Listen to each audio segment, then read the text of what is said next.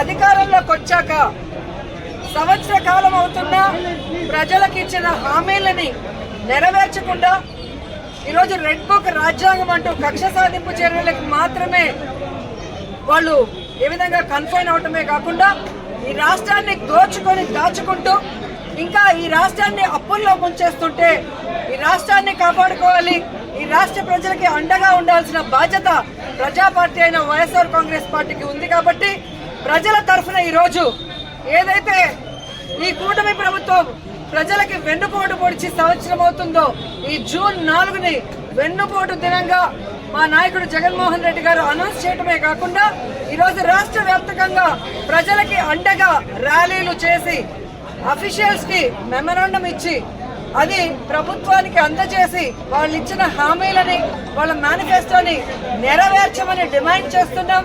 అవి నెరవేర్చకపోతే వదిలే ప్రసక్తి లేదు అని కూడా ఈ సందర్భంగా హెచ్చరిస్తున్నాం. మీరు చూస్తే ఎన్నికల ముందు కూటమి ప్రభుత్వం అంతా ఎలా ప్రచారం చేసుకుందో మనం చూసాం. ముఖ్యంగా తెలుగుదేశం పార్టీ వాళ్ళైతే వచ్చేది బాబే ఇచ్చేది బాబే. ఏమొచ్చిందయ్యా, మీకైతే పదవులు వచ్చాయి, బాబేమో వచ్చి ముఖ్యమంత్రిగా కూర్చున్నాడు, కానీ ఈ రాష్ట్ర ప్రజలకు ఏమిచ్చాడు అంటే చేతికి చిప్పిచ్చాడు, మరేమి ఇవ్వలేదనేది రాష్ట్ర ప్రజలు గుర్తించారు. 143 హామీలు ఇచ్చాడు. 143 హామీల్లో విజయరుద్ది విస్తరాకులు కట్టుంది అనుభవం ఉందని చెప్పుకునే చంద్రబాబు నాయుడు మొదటి 6 అయినా చేశాడా అని నేను అడుగుతున్నాను. ఈరోజు చూస్తే చంద్రబాబు నాయుడు ఏరు దాటక ముందు ఏటి మల్లన్న, ఏరు దాటాక బోడి మల్లన్న చందంగా పరిపాలించిన విధానం మనకు తెలుసు. కానీ ఈ రాష్ట్ర ప్రజలు ఎలా నమ్మి మోసపోయారు, అలాగే ఈవీఎంలతో వీళ్ళు ఎలా మ్యానిపులేట్ చేసి ఈరోజు 60,000 90,000 అంటూ అసలు ప్రజలు ఓట్లేని నాయకులంతా గాల్లో గెలిచిపోయిన గాలిగాళ్లే ఎక్కువగా ఉన్నారు ఈ రాష్ట్రంలో. సో ఈరోజు నేను ఎందుకు ఇది చెప్తున్నాను అంటే జగన్మోహన్ రెడ్డి గారు ఎన్నికల్లో చెప్పడం జరిగింది, చంద్రబాబు నాయుడు 3 సార్లు ముఖ్యమంత్రి అయినా ఏ రోజు చెప్పిన వాగ్దానాన్ని నెరవేర్చలేదు, పిల్లలిచ్చిన మామనే వెన్నుపోటు పొడిచిన వాడు, జాగ్రత్తగా ఉండండి అని. కానీ ఈవీఎంల దగ్గర మనం ఏం చేయగలం? సో ఈవీఎంలని మ్యానిపులేట్ చేశారు. కొన్ని చోట్ల అమాయకమైన ప్రజలు, రైతులు, మహిళలు కూడా జగన్ గారే ఇచ్చినప్పుడు చంద్రబాబు నాయుడు, లోకేష్, పవన్ కళ్యాణ్ ఇస్తారేమో, పవన్ కళ్యాణ్ చెప్పిన మాటలు నమ్మి చాలా మంది ఓట్లు వేయడం కూడా జరిగింది. కానీ ఈరోజు చూస్తే సూపర్ 6 చేస్తామన్న చంద్రబాబు నాయుడు సూపర్ 6 చేశాడా అని అడుగుతున్నాను. అన్నిటికీ వెన్నుపోటు పొడిచింది నిజం కాదా అని అడుగుతున్నా. ఈరోజు తల్లికి వందనం ఇస్తానన్నాడు, కానీ ఇవ్వకుండా వెన్నుపోటు పొడిచాడు. రైతుకు అన్నదాత ఇస్తా అన్నాడు, ఇవ్వకుండా వెన్నుపోటు పొడిచాడు. జాబ్ క్యాలెండర్ ఇస్తా అన్నాడు, ఇవ్వకుండా వెన్నుపోటు పొడిచాడు. ఉద్యోగం ఇస్తా ఇవ్వని వాళ్ళకి నిరుద్యోగ భృతి ఇస్తా అన్నాడు, ఇవ్వకుండా వెన్నుపోటు పొడిచాడు. అలాగే అధికారులకి ఐఆర్ ఇస్తాను, డిఏ ఇస్తాను అని చెప్పాడు, కానీ ఈ రోజు ఇవ్వకుండా ఎలా వెన్నుపోటు పొడిచారో మనం చూసాం. మహిళలకైతే ఉచిత బస్సు ఇస్తాను, పొద్దు నుంచి సాయంత్రం వరకు ఫ్రీగా తిరుక్కోవచ్చు అని చెప్పారు, కానీ ఇవ్వకుండా ఎలా వెన్నుపోటు పొడిచారో మీరందరూ కూడా కళ్ళారా చూశారు. ఈ రోజు ఒక్కరికి కూడా ఒక సెంటు భూమి గాని, ఒక ఇల్లు గాని కట్టించకుండా ఎలా వెన్నుపోటు పొడిచాడో మీరందరూ కూడా కళ్ళారా చూస్తున్నారు. సో వెన్నుపోటు అంటే చంద్రబాబు నాయుడు, చంద్రబాబు నాయుడు అంటే వెన్నుపోటు. ఇది ఈ రోజు ప్రజలు తెలుసుకున్నారు, వాళ్ళకి జరిగిన నష్టాన్ని వాళ్ళు తెలుసుకున్నారు. ఎప్పుడెప్పుడు ఎన్నికలు పెడితే జగన్మోహన్ రెడ్డి గారికి ఓటేసి మళ్ళీ ముఖ్యమంత్రిని చేసుకోవాలని ఎదురు చూస్తున్నారు అన్న దాంట్లో ఎటువంటి అతిశయోక్తి లేదని కూడా తెలియజేసుకుంటున్నా. మొదటిసారి ముఖ్యమంత్రి అయిన జగన్మోహన్ రెడ్డి గారు తాను ముఖ్యమంత్రి అయిన రోజుకి చంద్రబాబు నాయుడు ఖజా ఖాళీ చేసి ఖజానాలో 100 కోట్లు మాత్రమే పెట్టినా ఆయన పెట్టిన అప్పులన్నీ తీర్చి జగన్మోహన్ రెడ్డి గారు ఇచ్చిన ప్రతి వాగ్దానాన్ని నెరవేరుస్తూ వెల్ఫేర్ డెవలప్మెంట్ 2 కళ్ళగా ముందుకు వెళ్ళాడు. జగనన్న దిగిపోయే రోజుకి 7,000 కోట్ల రూపాయలని ఖజానాలో పెడితే సిగ్గులేని కూటమి ప్రభుత్వ నాయకులు ఈ రోజు ఖజానా ఖాళీగా ఉంది, ఖజానాలో ఏమీ లేదు, ఏం చేయాలో అర్థం కాలేదు అని చెప్పి ఏ విధంగా మొసలి కన్నీళ్లు కారుస్తున్నారో మీ అందరూ చూస్తున్నారు. మరి మొదటిసారి ముఖ్యమంత్రి అయిన వ్యక్తి, వయసులో చిన్నవాడైన జగన్మోహన్ రెడ్డి గారు సంపద సృష్టించి ప్రజలకిచ్చిన మేనిఫెస్టోని ఎలా నెరవేర్చాడు, ఈ రాష్ట్రాన్ని అభివృద్ధి వైపుకి ఎలా నడిపించాడు, మెడికల్ కాలేజీలు ఎలా కట్టాడు, పిహెచ్సిల్ని ఎలా కట్టించాడు, స్కూల్స్ని ఎలా రెనోవేట్ చేశాడు, ఈరోజు టెంపుల్స్ ఎలా కట్టించాడు, రోడ్లు ఎలా వేశాడు, చెప్పుకుంటూ పోతే హార్బర్లు ఎలా కట్టారు. ఈడేమో అనుభవం ఉందంటాడు. సంవత్సరం అవుతుంది, ఒక్క సెంటు భూమి ఒకరికి ఇచ్చారా, ఒక ఇల్లు కట్టించారా? జగన్మోహన్ రెడ్డి గారు దిగిపోయే రోజుకి ఫినిషింగ్ లో ఉన్న మెడికల్ కాలేజీలు ఇంతవరకు పూర్తి చేయట్లేదు. వాటిని అమ్మేసి జగన్ గారి పేరు ఎవరు గుర్తు పెట్టుకోకూడదన్న ప్రయత్నం చేస్తున్నారు. హార్బర్లని అమ్మేయాలని చూస్తున్నారు ప్రైవేట్ వాళ్ళకి. స్కూళ్ళన్నీ కూడా నిర్వీర్యం చేస్తున్నారు. ఇప్పటికే సిబిఎస్ఈ తీసేశారు, ఐపీని కట్ చేసేశారు, ట్యాబ్స్ కట్ చేసేశారు, రెనోవేషన్ లో ఫైనల్ స్టేజ్ లో ఉన్న వాటిని ఆపేశారు. అలాగే పిహెచ్సిలు, హాస్పిటల్లో ఏవైతే బ్యాలెన్స్ ఉన్నాయో వాటన్నిటిని ఆపేయడం మనం కళ్ళారా చూస్తున్నాం. ఇంతవరకు ఒక గుడి కట్టించారా, ఒక బడి కట్టించారా, ఒక రోడ్డు వేశారా, ఒక ఇల్లు కట్టించారా అంటే ఏమీ కూడా లేదు. వీళ్ళు సూపర్ 6ని గాలికి వదిలేసి సూపర్ స్కామ్లు చేసుకుంటూ ముందుకెళ్తున్నారు.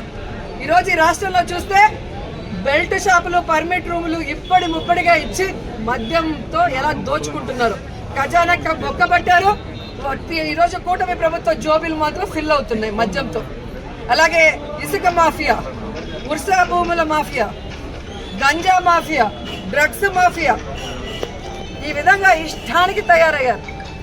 పోలీసులు ఎలా తయారయ్యారంటే రెడ్ బుక్ రాజ్యాంగానికి కాపలా కాస్తున్నారు.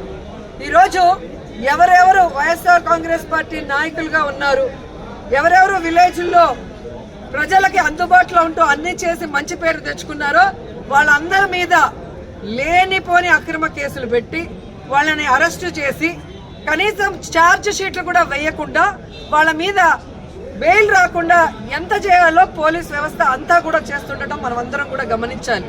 నిజంగా ఒక తప్పు జరిగితే కేసు ఎఫ్ఐఆర్ చేయండి. ఇమీడియట్ గా 10-15 రోజుల లోపలైనా మినిమం ఆ కేసుల్ని ఛార్జ్ షీట్ వేసి మీరు కోర్టుకి అప్పగిస్తేనే కదా వాళ్ళకి బెయిల్ వస్తుంది.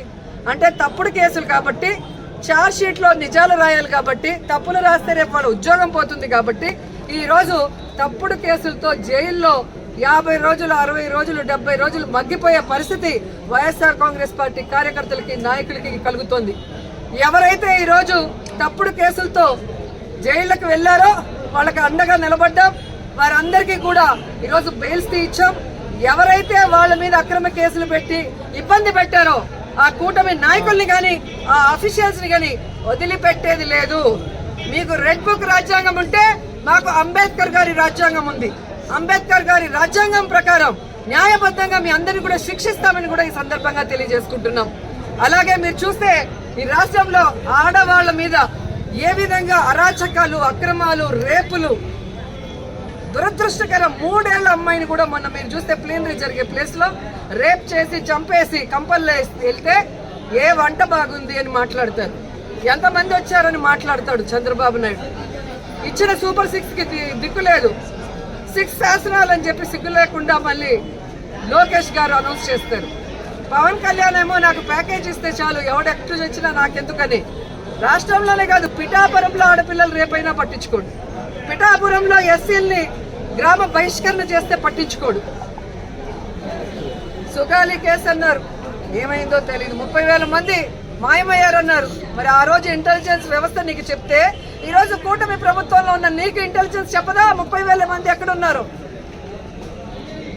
చంద్రబాబు నాయుడు ఎదురుగా నించొని ప్రజలకి వెన్నుపోటు పొడిచిన కట్టప్ప అయితే సైడ్ నుంచి పొడిచిన కన్నింగ్ కట్టపులు పవన్ కళ్యాణ్ అండ్ లోకేష్ అని కూడా ఈ సందర్భంగా తెలియజేసుకుంటున్నాను.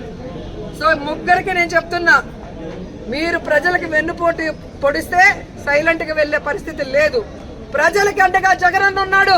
జగనన్న వెనక మేమందరం ఉన్నాం. జగనన్న సైనికులుగా మీ ప్రభుత్వం మెడలు వంచుతాం. ప్రజలకు మీరు ఇచ్చిన హామీలు నెరవేర్చేంత వరకు రైతు బాగుంటే రాష్ట్రం బాగుంటుందని నమ్మిన వ్యక్తులు వైఎస్ఆర్ గారు, జగన్మోహన్ రెడ్డి గారు. రైతు బాంధవులుగా వాళ్ళకి కావాల్సినవన్నీ చేశారు. రైతుకు గిట్టుబాటు ధర ఇచ్చారు. రైతుకు పెట్టుబడి రైతు భరోసా ద్వారా రబీకి కానీ, ఖరీఫీ కానీ అందించడం మనం చూసాం. అలాగే వాళ్ళ గ్రామాల్లోనే వాళ్ళకి నాణ్యమైన విత్తనాలు కానీ, ఎరువులు కానీ, వ్యవసాయానికి సంబంధించిన పనిముట్లన్నీ కూడా రైతు భరోసా కేంద్రం ద్వారా ఇవ్వటం జరిగింది. 5 ఏళ్లలో ఏ రోజు రైతు రోడ్డెక్కలేదు. మాకు అన్యాయం జరిగిందనో మాకు గిట్టుబాటు ధర రాలేదని రోడ్డెక్కల.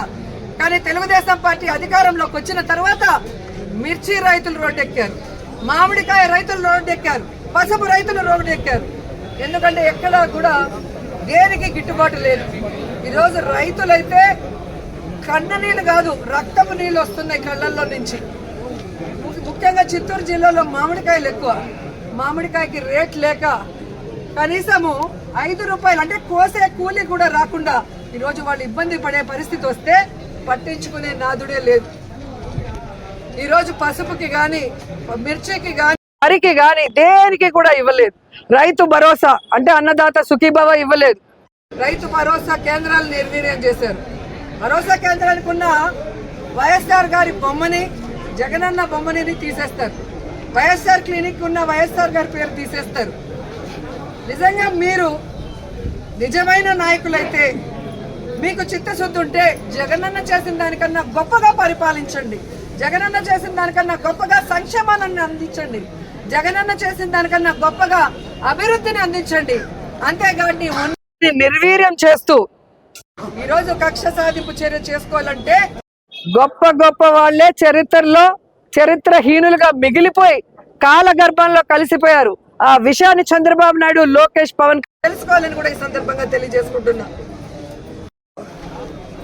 మహిళలకి మీరు ఇచ్చిన ప్రతి వాగ్దానాన్ని నెరవేర్చాలి. రైతులకు ఇచ్చిన ప్రతి వాగ్దానాన్ని నెరవేర్చాలి. యువకులకు ఇచ్చిన ప్రతి వాగ్దానాన్ని నెరవేర్చాలని కూడా కోరుకుంటూ జగనన్న ఇచ్చేటివి ఆపేశారు. కనీసం మీరు చెప్పినవైనా కంటిన్యూ చేయండి అని కోరుకుంటూ ఈరోజు ఈ వెన్నుపోటు దినోత్సవంలో ప్రజలకి అండగా నిలబడిన వైఎస్ఆర్ కాంగ్రెస్ పార్టీ సైనికులందరికీ పేరు పేరున పాదాభివందనాలు తెలియజేసుకుంటూ వైఎస్ఆర్సీపీ అంటే ప్రజల పార్టీ, ప్రజల కోసం పుట్టిన పార్టీ, ప్రజల్లో నుంచి వచ్చిన పార్టీ, ప్రజలకు ఎప్పుడు కూడా అండగా ఉండాల్సిన పార్టీ అని మనం బాధ్యతగా ఉండేవాళ్ళం. కాబట్టి సంవత్సర కాలం ఈరోజు కూటమి ప్రభుత్వానికి అవకాశం ఇచ్చాం. సంవత్సర కాలం ఇచ్చినా కూడా వాళ్ళు కుంభకర్ణుల్లా నిద్రపోతున్నట్టు నటిస్తూ ఈరోజు కూటమి ప్రభుత్వం ఏ విధంగా అవినీతితో దాచుకోవటమే పనిగా పెట్టుకొని ఈ రాష్ట్రాన్ని అప్పుల పాలలో ముంచేస్తున్నారు. కాబట్టి రాష్ట్రాన్ని కాపాడుకోవాల్సిన బాధ్యత, ప్రజల్ని కాపాడుకోవాల్సిన బాధ్యత మన మీద ఉంది. కాబట్టి ఈరోజు వెన్నుపోటు దినంగా ప్రకటించి రాష్ట్ర వ్యాప్తంగా ప్రజలకు అండగా ముందుకు వెళ్ళాం. ఖచ్చితంగా ప్రభుత్వం దిగి వస్తుందని నమ్ముతున్నాం. రాకపోతే ఈ రోడ్ నుంచి పోరాటం చేయడానికి వైఎస్ఆర్ కాంగ్రెస్ పార్టీ ఎప్పుడూ సిద్ధంగా ఉందని కూడా తెలియజేసుకుంటున్నాం. జై జగన్, జై జగన్, జగన్ గారి నాయకత్వం, జగన్ గారి నాయకత్వం. జోహార్ వైఎస్ఆర్, జోహార్ వైఎస్ఆర్.